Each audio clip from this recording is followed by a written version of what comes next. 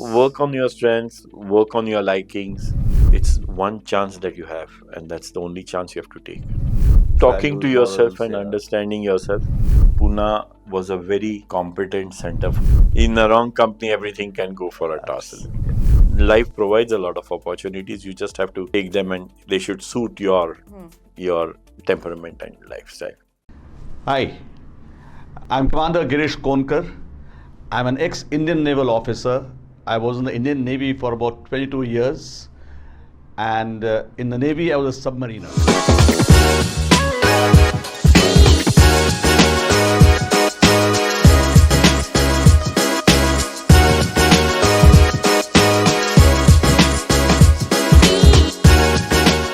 Hello and welcome to a new episode of the Commander's Compass. I am joined with our favorite Commander Girish Konkar. And together we have a very special guest today. Our guest today faced a setback at the age of 15. His family's construction business had come to an abrupt halt. But instead of giving up, he built his own new legacy, and that spans across different sectors from industrial rubber chemicals to jewelry and watches. A sportsperson, a trekker, an actor, and a visionary entrepreneur. Please join me in welcoming Mr. Ketan Joshi. Thank you. Hi, Ketan. Hi. Welcome. Thank Welcome to you. the show. Thank you. Ketan sir, you've had a very normal childhood till the age of 15. At 15, your father passed away and your family's construction business suddenly came to a standstill. At that age, mostly what people are worried about are their board exam. And, during that time in your life, you had to take up bigger challenges. So, how did that shape you as an adult? And what kind of mental fortitude did it build for you? Well, the first thing after he passed away was my SSC exam, because the last thing that he had was my 10th standard results in his hand. And then we went into SSC. So he had told me to study and move on. So that was the first thing that came, and that was possibly the last thing that he saw before he went away. So yeah, so my first job was to get good marks in SSC and things of the sort.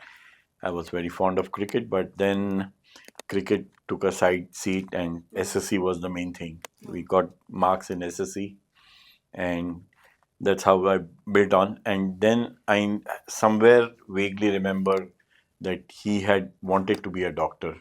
So I picked up that thing, that dream, and wanted to run with it. So I said, let me go into science and B group and move on with life. Okay, So that was how it was. okay. But from there, your journey was not like towards MBBS.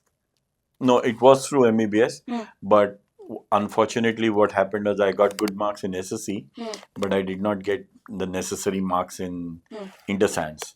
Okay. So I missed by about few percentage points. But then they wanted a lot of money, and I did not have money. I was very clear I couldn't pay the money. So then I had to find a way out, and that's how I landed up in microbiology, because it was the best thing. I took 1 year break because dentistry was one thing which I could have gotten, but then I wanted to give it a thought, so I went for 1 more year in Ferguson, and then I shifted more to microbiology than dentistry, and that's how my journey began for microbiology. Okay. So life is literally twists and turns. Till 15, probably a decent, normal childhood life. Absolutely. Some tragedy strikes at age 15 in your 10th standard. In those days, in fact, for the viewers to understand it is, SSC was 11th standard. 11th Right? standard, yes. Yeah, then you have the pre-science, and that Yes. was the... It was a life changing tragedy. It was not just some Correct. tragedy. It was a life changing thing which made you come face to face with life. Correct. There's nothing else. So then you thought of going to MBBS, then to microbiology, and that is complete history now, because now you're in a completely different field altogether. Yes. So what one thinks at age 15, 16, 17, 18 need not necessarily be your lifelong thing. Absolutely. That dream takes a little while to develop, you see, because what happens is you go into microbiology, And then from microbiology, we went into MBA. And in MBA, I was also asked, why do you want to do MBA? So I said I'd learned cheese making in microbiology. And somewhere on a cart, I'd heard ki cheese has a lot more protein than butter and all. Okay. So I said, let's promote cheese in this thing. That was a time when Amul and all was small. So cheese making was the project I gave to the MBA interviewers, and they were fairly this thing. So the question which the interviewer asked me was, if you know so much about cheese making, why do you want to do MBA? So I told him ki I must learn something about business. Knowing just the science of making cheese is not the answer. Maybe whatever it was, I don't know whether he was impressed or not, but he gave me a chance to get into MBA, and that's how I moved into MBA which college? It was School of Management, Ahmedabad. Okay. Yeah. School of Management, Ahmedabad. So you did Ahmedabad. an MBA from there. Yeah. After your microbiology. After my microbiology. Yes. And after that, did you stick with your cheese dream, or did that dream change? No, cheese dream was not the thing. I mean, life taught me a lot of other things. So I was going for this thing. I got a job opportunity with the Mafatlals. Okay. And that's how I went to Mafatlal. And there also I got a lucky question. So the managing director asked me a particular question saying that what is the salary or something like that. And I told him ki if I had done my microbiology, I would get 1100 or 1200 rupees. So I'm expecting 1500 rupees or something like that. I told him. Maybe he was impressed. So he made me his executive assistant as a managing director. And that's how my life started in Mafatlals. Okay. So, when you became an executive assistant there, you were actually Assistant directly executive assistant, yeah. Yeah. you were directly working with the MD of the company, I was working through somebody with the MD of the company. but you had access to Yes. the top leader of the company, And all the departments. all the departments. They were reporting to me. So, how did that shape your mindset, for whatever the future holds? Well, you get to learn a lot of systems and all. You know various departments. And then there was one interesting point where we took over Monsanto Rubber Chemicals Company. It was called Mindia. We took over that because that was when the management was deciding which way the group should move. And there were 2-3 options, but they selected Mindia to buy, and that's how the rubber chemicals got integrated with polyolefins. That was high density polyethylene. So that's how the thing. And I was lucky to be attending that particular takeover. And during one of the meetings, they were talking about, after having taken over, how to improve the marketing. And that's where I got my uncle to give an interviews on my behalf, saying that I want to get into. The idea was to get into business. There was no question about that. I didn't want to continue that job, and not in Bombay. Right. So I had to come back to Pune. So this particular meeting was going on, and that's where I got an idea saying that let us try for this agency and then see if I can establish another business in Pune. Okay. So from Mumbai, then you luckily managed to convince the Mafatlas that you can get into business and market the rubber chemicals. Yes. That So Monsanto was importing into India, or was it manufacturing? no, they were manufacturing in Thane, which we had taken over. Okay. That particular plant. And So you it's- became what? A distributor? Or was it? I called? became a consignment agent. Consignment agent. That Okay. basically they wanted to control the rubber chemicals thing, so it was a consignment agency, and then I added the other agencies. Okay. So that was your first step into business. Absolutely. What was the age that time, roughly? I would say 15, about 23 or so. Okay. So 23. at 23, you stepped into Approximately, yes. entrepreneurship. Yes. Wonderful. Yes. Great. So any specific lesson you might remember of that time? Into a new business completely, not really, from a secure job into though there is a backing of the Mafatlals, what is the first initial 1 or 2 years that you met, if you remember anything?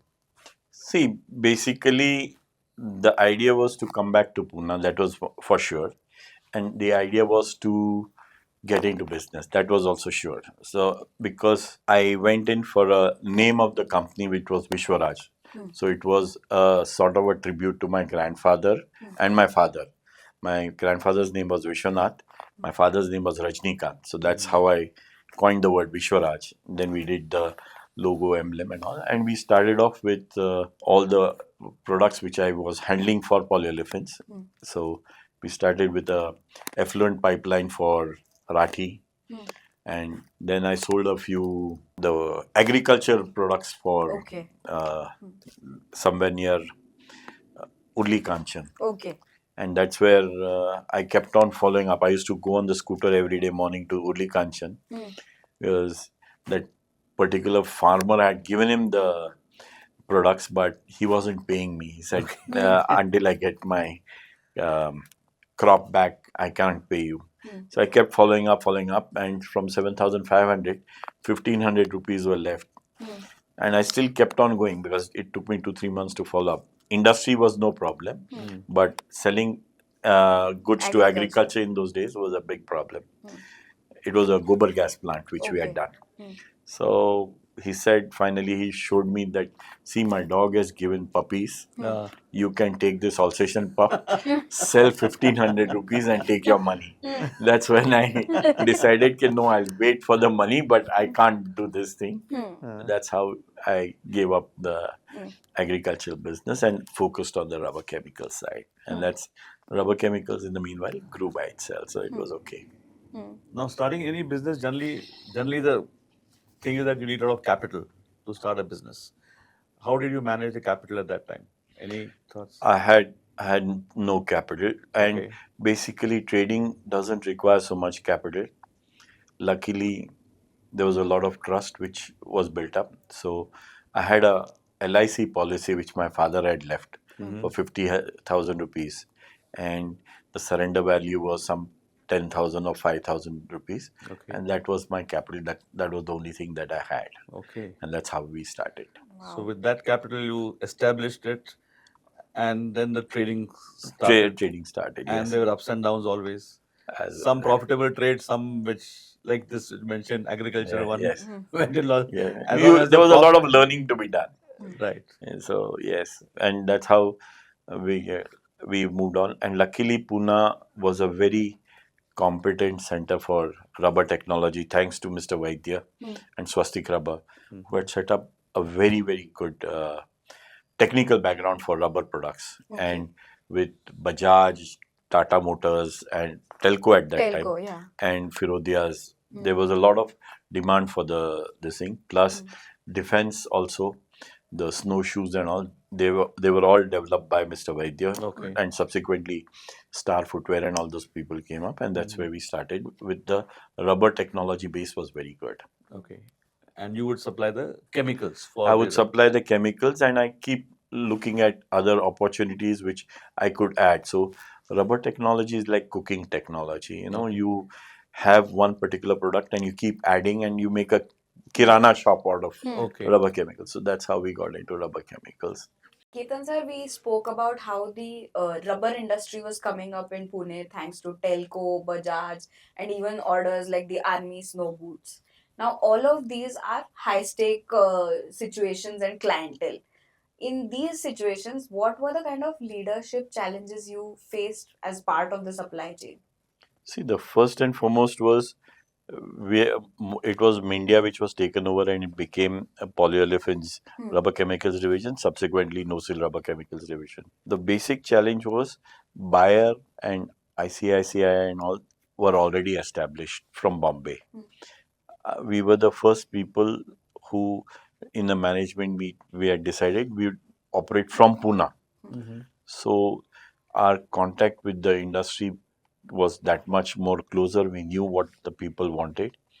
And instead of people coming all the way from Bombay and supplying, because Bombay was a big market, but Nosil is the only people who had divided Pune and Bombay and rest of Maharashtra. So luckily we got into that situation, and the business developed from uh, nothing from Bombay to Pune, and that's how there were already established players in the market whom we managed to beat, and today we are the major suppliers for the rubber chemicals industry.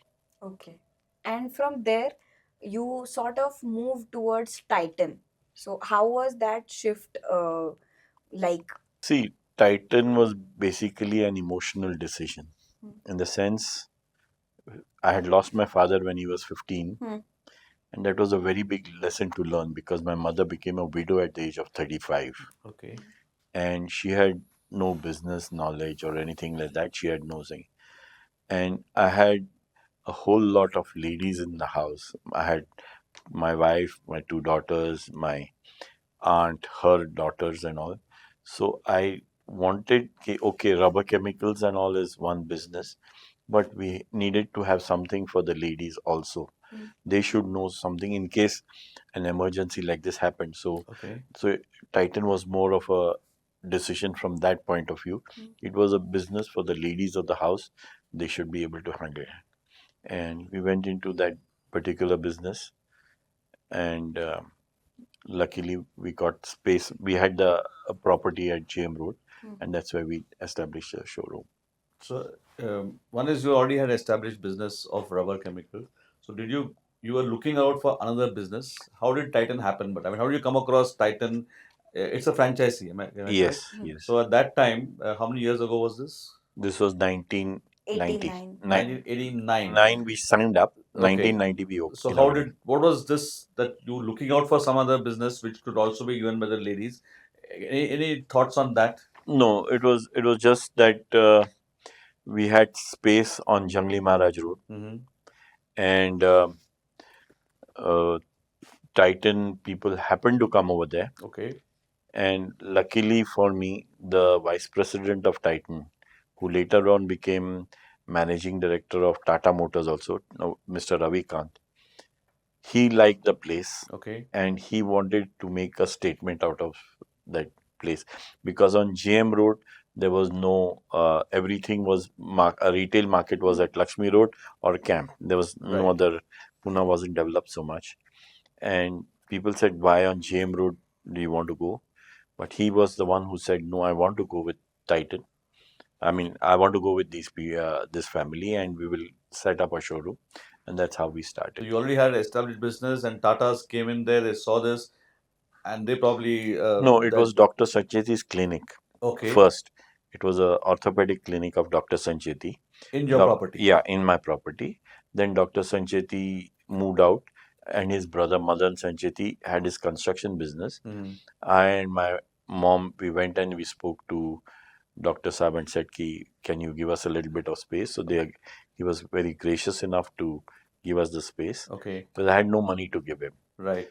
But we started off No with money to give Tatas for the no, the but tenant in those days had to be paid. So okay. Ha, ha, ha. it was very nice of Dr. Sancheti to give me the place to operate. Okay.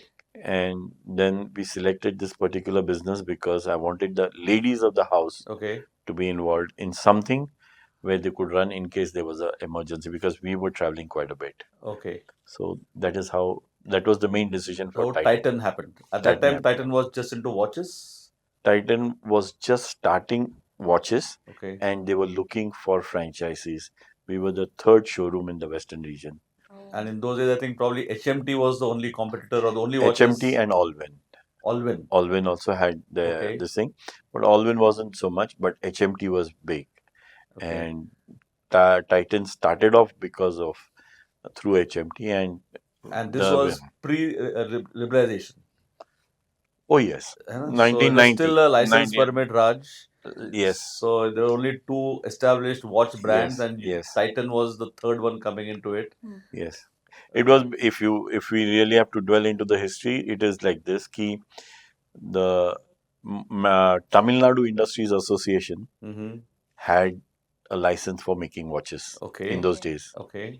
and Tata's was looking for a watch license. Okay. So they tied up with Tamil Nadu Industries. So Tamil Nadu Industries and Tata's became Titan, Oh. and the plant was is still in Chennai. Okay. I mean in Tamil Nadu, Mm-hmm. but bordering Bangalore. So they could pick up talent from HMT Okay. and start off the business. That was how Tata's got into Titan watches. Sir, as your Tata's association for Titan began to take off, you've also entered another association with Tata, which is Tanishq, and that is the jewelry segment. So how did that come about, or that expansion, make sense to you as a business person? See, basically, it was very clear that Tata's wanted to expand, Mm. and Mr. Desai, Success Desai, who was the managing director, that was his vision. We must have the jewelry business, and they proposed to us, would you all join? So we started off with gold watches, which were not made in those days in India. So we first started off with the Tanishq watches. They were called Tanishq watches, and the name is also has a lot of history. Tan and Ishq. They are a, a necklace of gold coins. Okay. There are lots of meanings for Tanishq, but this was one of the things. And that's how the Tanishq story started. And we started initially with a small counter where we had these gold watches. And later on, we expanded to a little more space, another 400 square feet. And that's how Tanishq started off. And until that point, you had worked in the industrial segment, and then you've moved into retail, and now into luxury retail. So what kind of leadership lessons did you pick up on the way? No, it's a very different business. I mean, we started off in the rubber chemicals business and industrial business. It's a very B2B. B2B business, and it is little. I mean, Pune has a lot of sophistication in their technology and things of the sort. So it was a very good business. Whereas retail, I was very clear it was for the ladies in the house to run, but since it was taking off, it worked out well for us, and that's how we progressed over there. So now any business is generally people say you initially need a very hands-on uh, knowledge and you should be working hands-on to get a grip on the business. It takes time to establish systems and process. Now you're running two independent, completely different. One is B2B, one is B2C, one is still emerging. Any thoughts on how systems and process are to be put into place so that you can have free time? Free time was not the thing. It was basically even controlling the business, which was important, and there was lots of learnings on the way. In even for the Tatas, even for us, in the sense that if I have to tell you a little bit, it was they had almost come to shut down Tanishq. Okay. And there was a particular meeting where they had said ki let's close down Tanishq because we cannot establish a business like this. We'll stick to watches. We'll not move into jewelry. And luckily for us, Mr.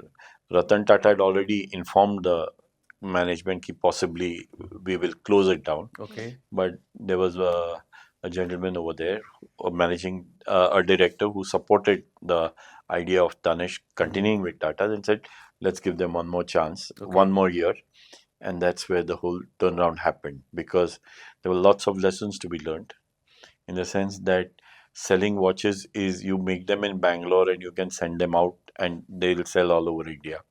Whereas jewelry was a market where each segment was different. True. It's say what sells on Lakshmi Road will not sell on JM Road. Right. What will sell on JM Road will not sell on in camp and that sort of thing. Or even city wise, it was different. So that was a huge learning which everybody had to say, and that was very different from watches.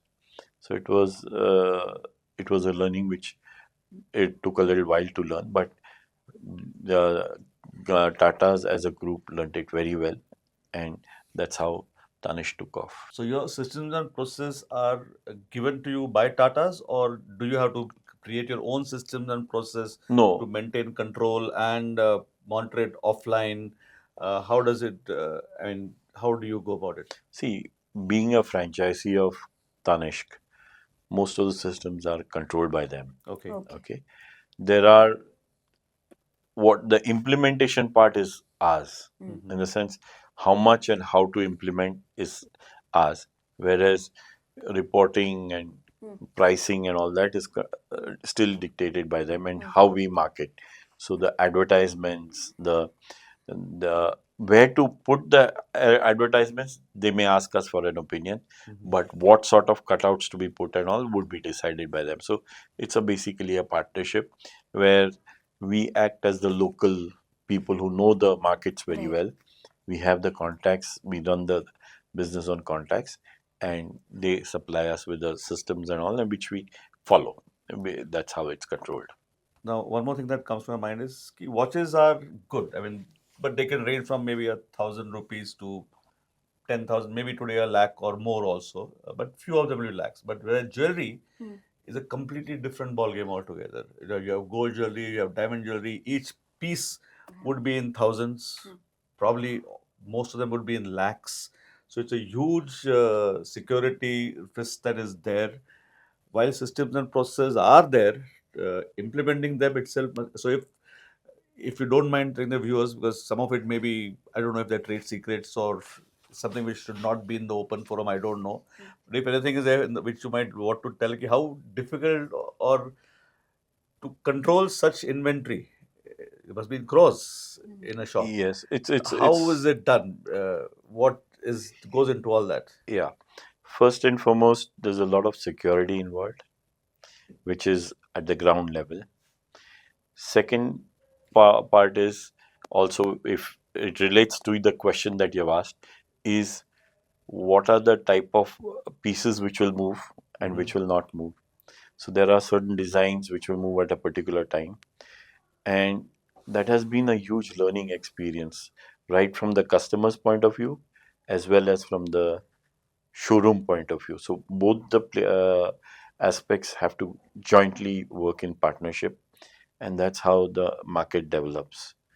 So that is how we have. So it's a joint thing that we have between Tatas and us. The manpower is supplied to you by Tatas, or you have to hire your own manpower, the store manager and That inventory keeping, all that stuff? it is also done by us. Okay. Mostly it is done by us. There are various models now which are being developed as the business grows and develops. There are lots of models. The company itself has now set up their own showrooms. Mm-hmm. They are running it on their this thing. That's a learning for them. There are other models where a person like me owns the place and runs the business, Right. and they give the inputs. There are certain places where they have a partnership with the franchisee on the other side, and there are various different models which they are developing, and marketing is taking place. So it's still a learning process and an evolving process. So what works in USA may not work in Middle East or would not work in our place. So just two independent businesses, B2B, B2C. One is a highly uh, customer oriented. Individual customer has to be pleased.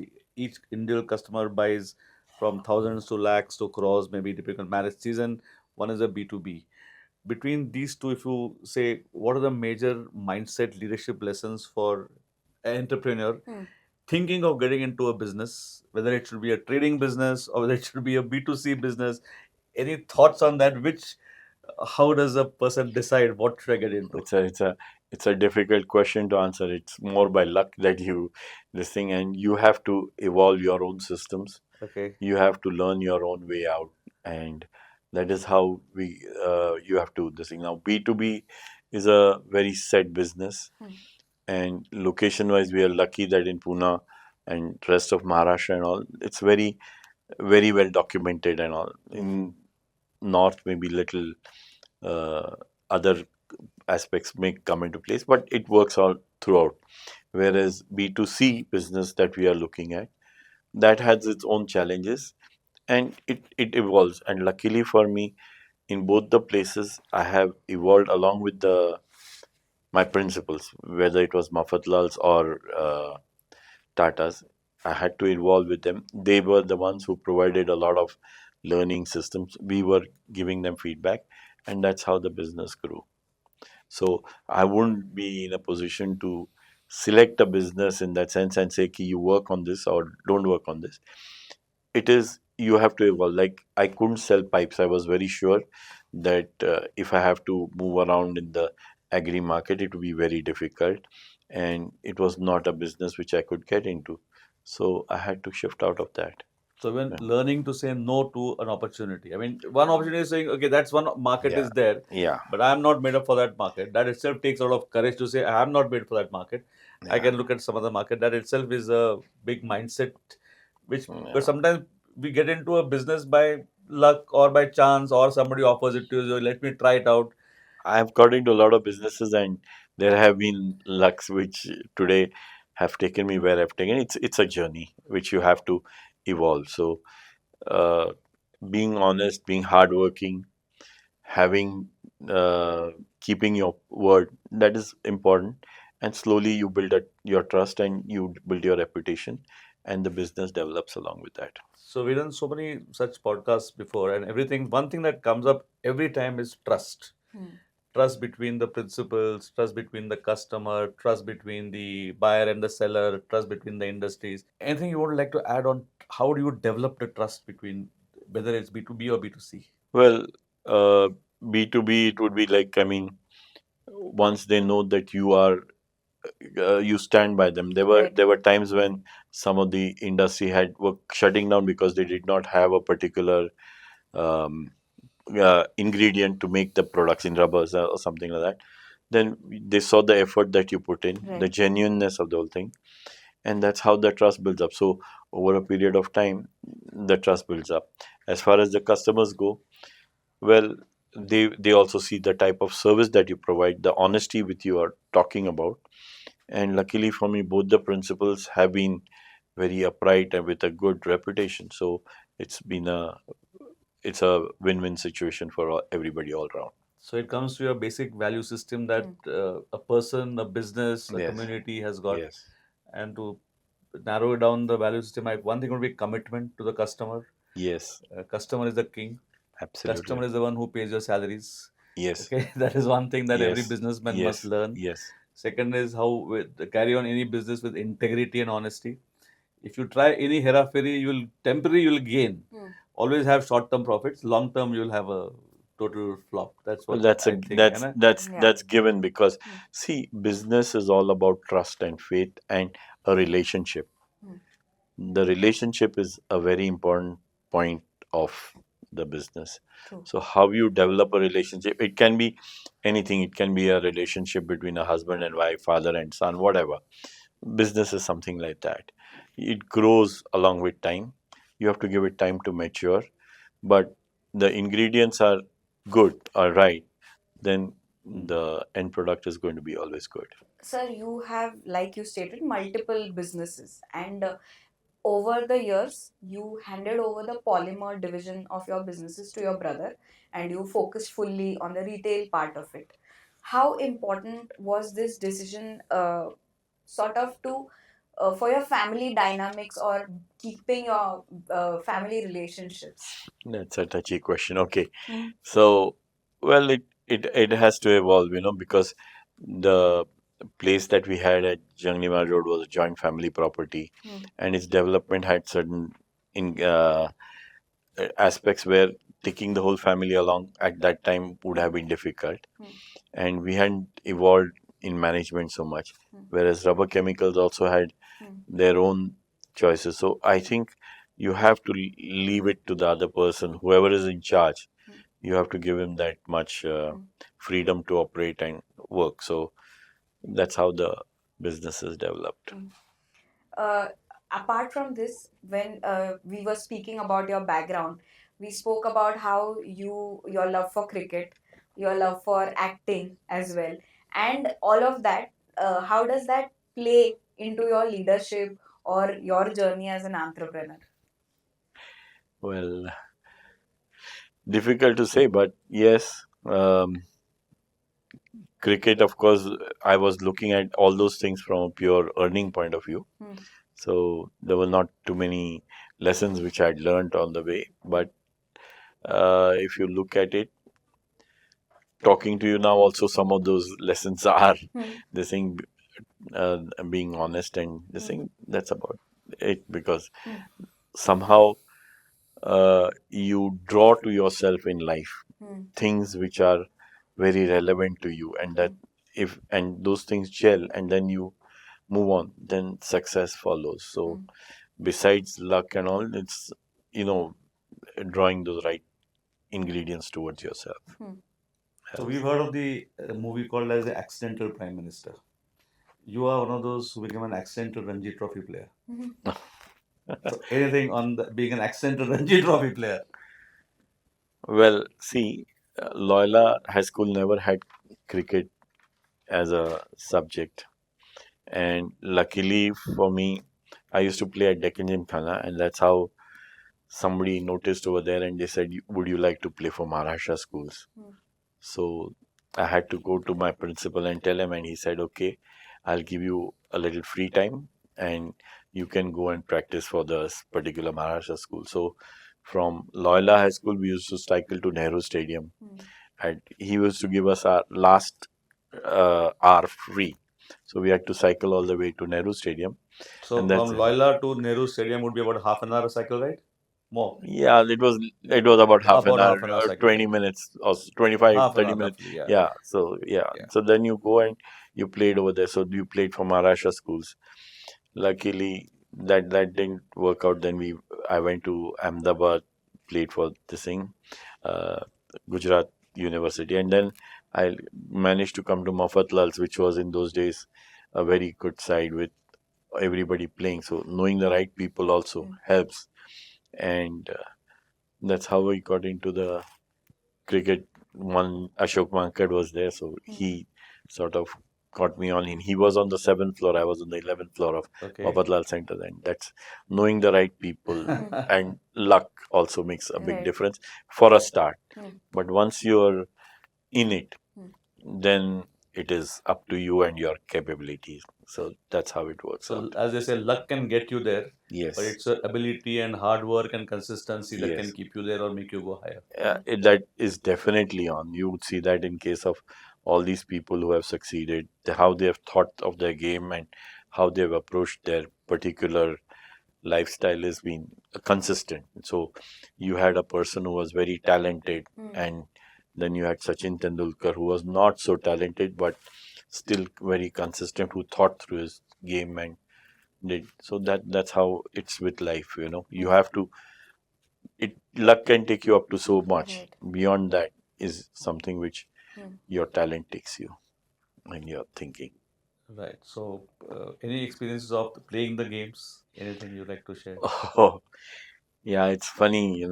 It's we were playing for Maharashtra schools at Nehru Stadium versus Bombay, and Bombay beat the hell out of us in the first innings. And I still remember we were coming back for tea around lunch break. So yeah, and Kamal Bhandarkar was over there. So he called the captain, and he had a beady in his mouth and his head was shaking, and he said,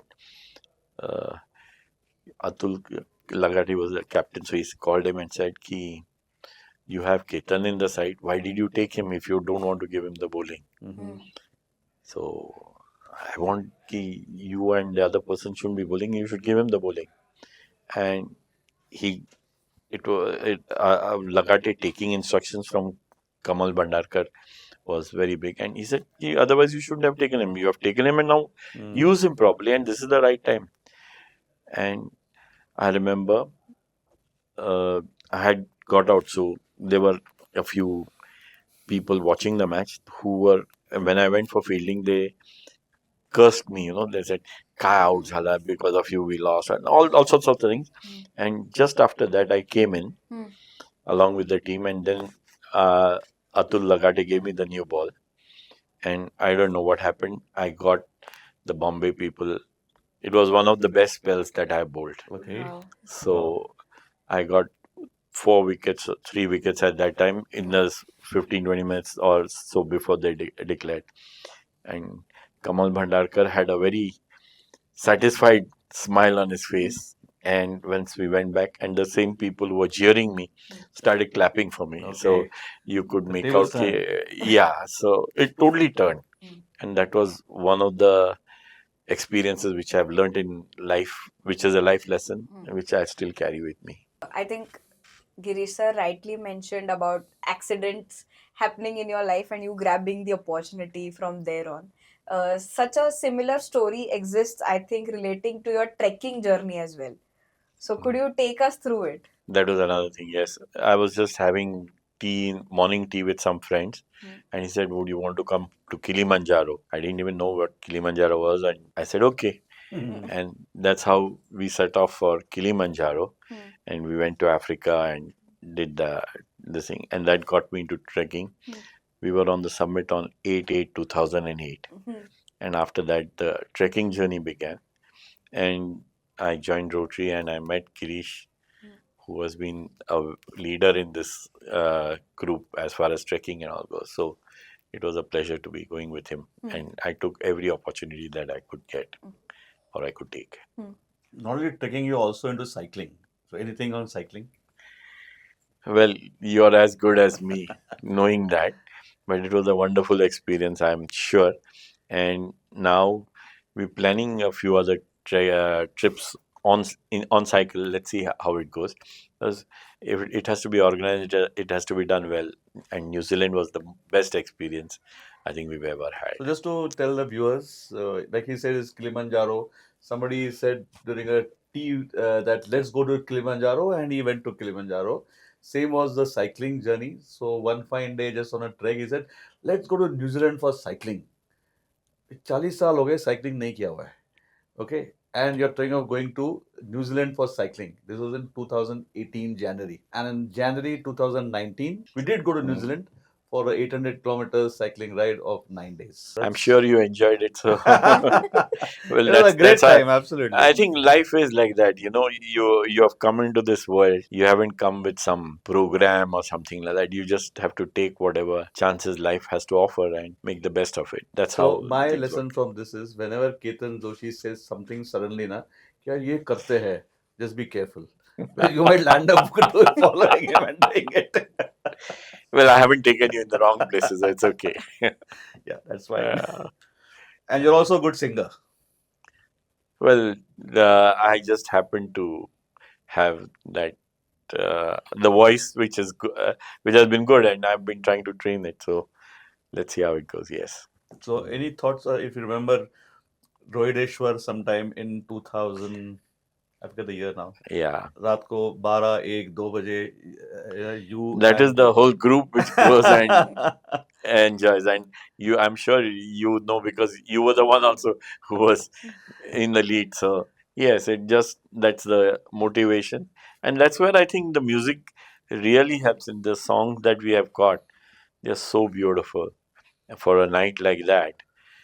They sort of blend into the nature, the and beautiful moon. the I beautiful remember. moon, and on a hilltop like that, it just lifts you up, and then it just flows. And I suppose Indian music is meant for that, unlike any other thing. So lots of it really amplifies the situation which is there, and the feeling is far more. And that was a part of the enjoyment, the getting together, the voicing of emotions, all that really helped.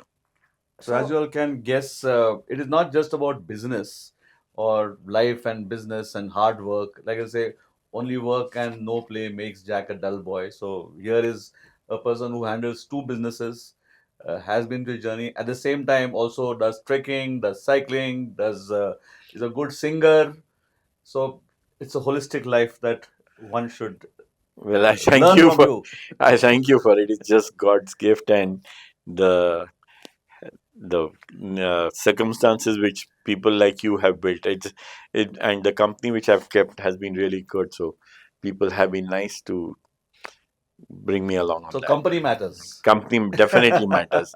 In the wrong company, everything can go for a toss. Absolutely. And this life provides a lot of opportunities. You just have to take them, and they should suit your temperament and lifestyle.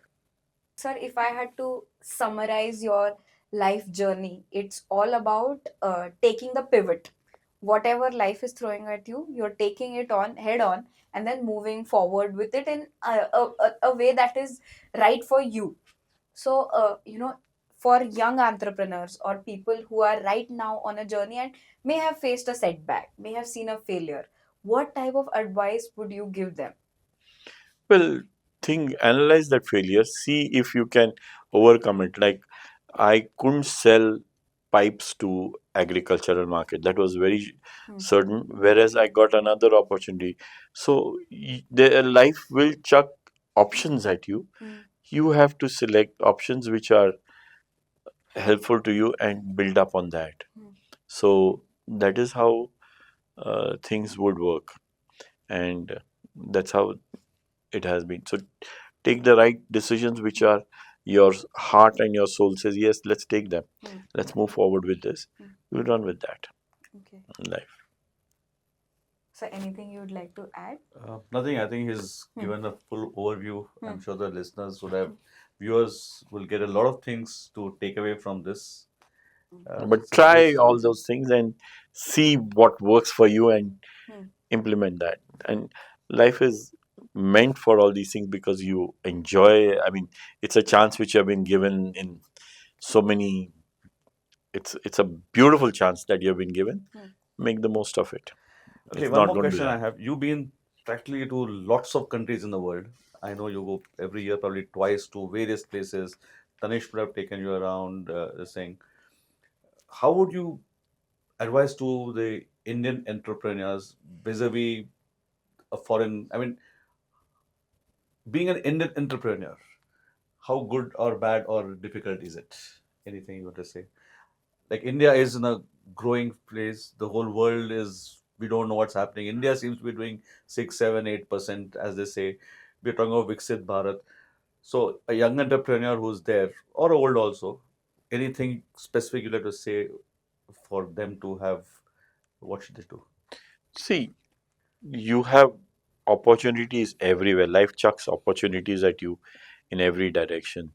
You have to have the sense to take up what suits you, what gives you a lot of enjoyment, and work towards it.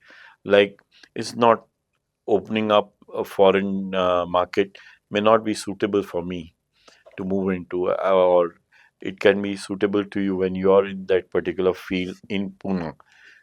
It might work for you. So life gives you a lot of these options. You have to be able to select what works with you, what gives you happiness, and move on with it, because it's one chance that you have, and that's the only chance you have to take. Okay. So take your chances, Take your make chances them work for you.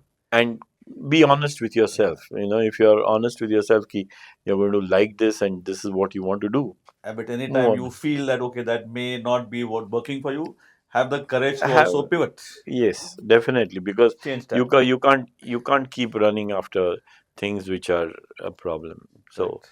and life will give you a lot of chances. Everybody gets a lot of chances Yes. So lots of chances are in life. Make sure you take some of them which suit you. which suit you. And that will come to only afterwards. Sometimes before you might not make out, you might think it's a good choice. No, Let's take it. you generally can make out in the Okay. sense ki It's your inner voice which tells you, okay, will this work, will it not work? no, I mean, now for instance, if somebody is not being honest in business and you are not comfortable with that, then there's no point in carrying on Correct. in that particular direction which is not going to give you happiness. Yeah. You have to really look for that. Right. And life has lots of avenues for happiness. You have to be able to select what is best suited for you. So And stick with your core principles. yes, Don't have any hanky-panky with your commitment levels, integrity, honesty, keep ethics, talking to values, yourself morals. and Yeah, understanding yourself and absolutely. work. So even in a game of cricket, that is what comes through in a sense what suits you. I mean, I can't play some of the shots which somebody else plays, and if I keep going after that, I might not work out. Hmm. So keep pursuing Work on your your dreams. strengths. Yes, and if it helps you, that's so be it. So make your strengths so strong that they overcome the weaknesses. Work on your strengths, work on your likings, and basically enjoy this particular chance that we have. Thank you so much, Now, welcome. Ketan sir, for being on Commander's Compass. We've had a great interaction with you. You've So, taken us through the scenic route of your life, and I'm sure the viewers have enjoyed this journey with you. So, thank you for being here. thank you, thank you very Thank much. you. Thank you Thank for you, being here. thank you, It's a pleasure having this conversation. thank you. To all our viewers, thank you so much for watching this episode. We hope you've enjoyed it. Please like, share, and subscribe to the channel. Let us know in the comments below when you want to hear Ketan sir singing next, so that we'll have him feature for a special singing episode along with Girish sir.